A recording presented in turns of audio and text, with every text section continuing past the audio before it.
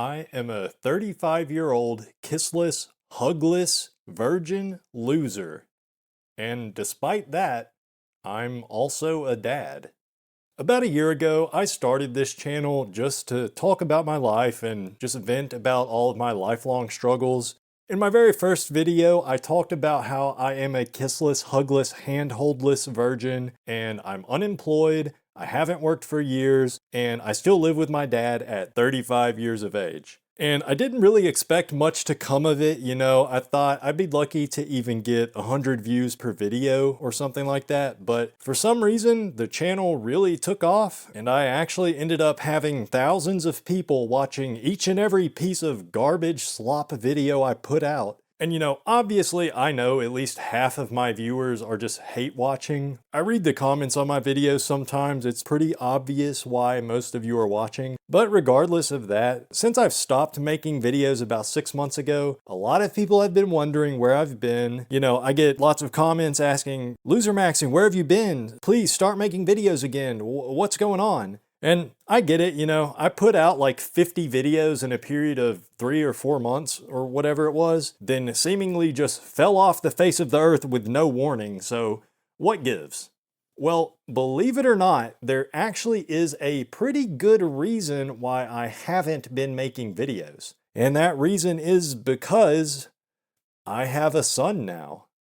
Yeah, that's right. Me, Loser Maxing, the grown man that cried in front of everybody at the gym, the guy that almost got banned from the fucking dentist office for being too socially retarded, I am now, for all intents and purposes, acting as the father to an adorable, intelligent, and just all-around incredible baby boy. And no, that doesn't mean I finally managed to get laid. I'm still a 35-year-old kissless, hugless, handholdless virgin. I'm still an unemployed loser. And, well, actually I did move out of my dad's house, but that's just because now I live at my mom's house. So, yeah.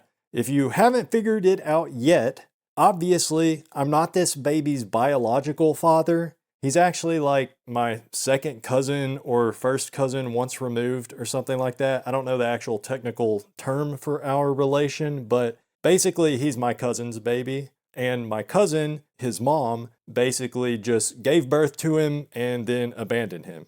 She did try to kind of be a mother to him for like a few weeks when he was first born, but she just kept dropping him off at my mom's house and then disappearing for days at a time with no warning. And it just got to a point where my mom was like, okay, enough is enough.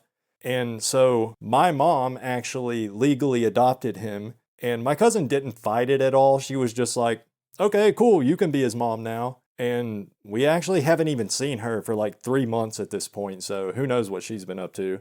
But anyways, this whole time, like every time my cousin would drop the baby off at my mom's house, I would come stay with my mom to help out. And then by the time my mom adopted him, she started telling me that I have to move into her house permanently to help out. And I really didn't want to at first, but my mom kept saying like, "You have to move in. I can't do this by myself. He needs you. He needs you." And I said to her, I was like, well, you don't even have to take care of this kid either. Like, that's a decision that you made. You could just let him go to foster care or whatever. And even though, I know he's obviously going to be way better off staying with my mom than being in foster care, but that's a lot to ask, Like, that's a big burden to take on, to just adopt a baby like that you didn't even have a part in creating. Especially at my mom's age. A lot of people her age are retired already. And I actually tried to convince my mom to not adopt him, which I kind of regret now, but whatever. I guess it's all good because she didn't listen to me anyways, but yeah, so the very first day the baby was officially moved into my mom's house, she's telling me I have to move in to help out. And I was like, hell no, that's not happening.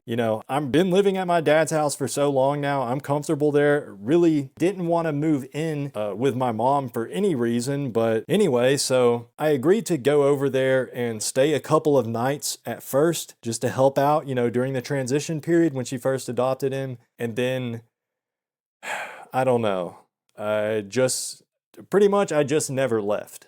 And I'm still here today. And by that time that I first went over, I already had a pretty good connection with the baby. And I don't know. I mean, I've thought about this a lot, and I think the thing I've realized is that even though I probably am the worst possible person to be raising a baby, he's still probably better off having me around because otherwise it would be just my mom, and we all know how bad it is for kids to be growing up in a single mother household.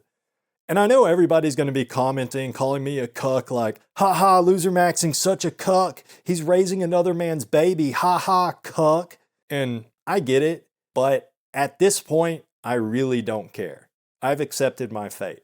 And that reminds me, by the way, the baby's actual biological father, we don't even know who he is. I think my cousin probably knows, but she says she doesn't know, and she didn't put anyone's name down on the birth certificate. So the baby's real dad is out there somewhere, but who knows if he even knows that he has a kid.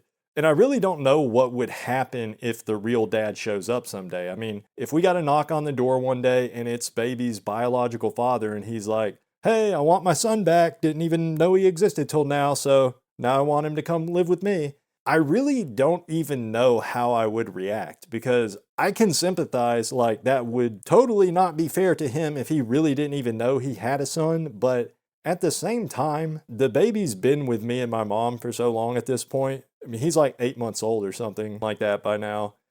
He's old enough that he knows who his caretakers are. Like, he knows me and my mom are basically his parents, and he would not want to go live with somebody else. And I know that because we've had someone else come over a few times to help look after him for a while, just so I could catch up on some sleep. And the last time we did that, it was actually my aunt, so the baby's grandmother, that came over to watch him. And I was in bed trying to take a nap, and he just kept crying and crying and crying. And eventually, I got out of the bed to go check on him, and my aunt was holding him, trying to calm him down, and he was just like bawling his eyes out. And then as soon as he saw me, he just started kicking his legs and reaching for me. So my aunt handed him to me, and as soon as he was in my arms, he just stopped crying. He just laid his head down on my chest and just instantly was calm. Like, literally, as soon as she handed him to me, it was like somebody flipped the off switch or something, and he was just as calm and as happy as could be.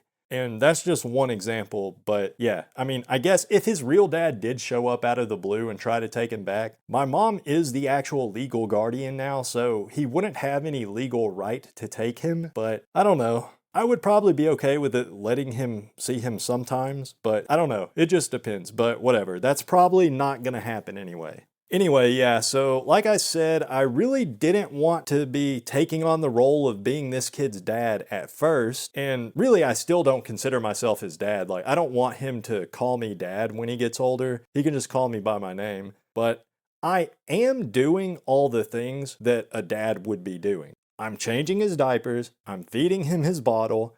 I get up at night when he wakes up crying in the middle of the night and wants somebody to hold him. And my mom still works. Like, she's semi-retired, I guess, but she does work part-time. And actually, some weeks she does work 40 hours. But either way, when she's at work, I'm the one staying home alone with this baby. It's just me and him. And it's a lot of work, but it is what it is.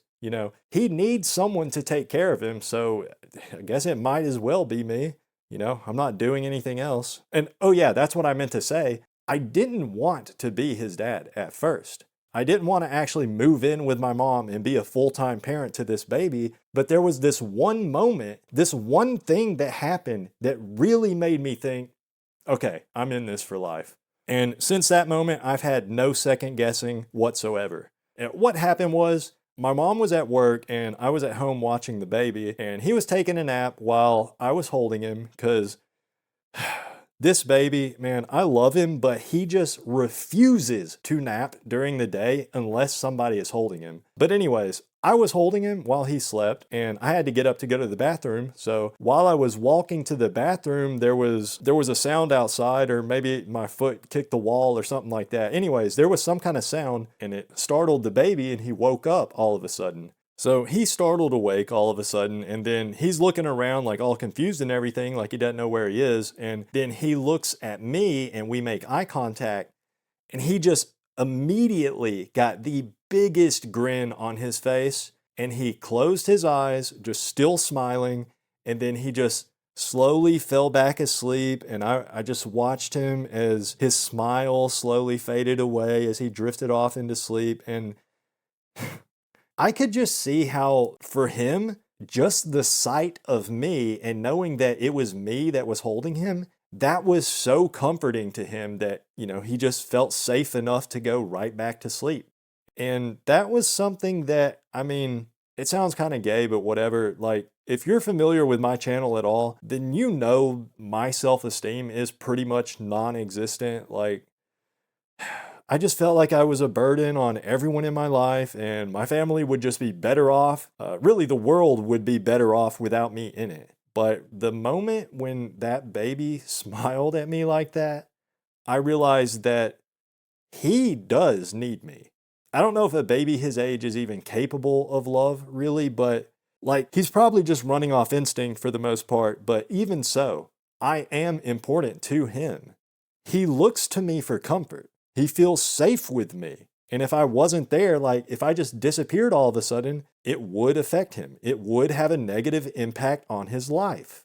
He's still young enough that he definitely wouldn't even remember me, but I don't really know how to articulate this thought very well, but I think if he lost me, that might be traumatic for him. I mean, he'd be fine, like physically, he'd be taken care of with my mom, but yeah, I don't know what I'm trying to say. I guess, I mean, it's like my whole life, I've never been important to anybody. Sure, my parents love me and they've always been pretty good to me, but they didn't need me. I needed them. And even as an adult, I'm still leeching off of them. But now, for the first time in my life, there is someone that needs me. And I'm not even saying this as an ego thing or anything like that. Like, I don't know if my self-esteem has even improved at all. I don't really feel more confident or anything, that's for sure. But another human being on this earth literally needs me. Like, I have to be there. Day in, day out, middle of the night, whenever, wherever, I have to be there for him because to him, I really don't think he would accept any replacement for me. So, I don't know. I mean, yeah, I don't know.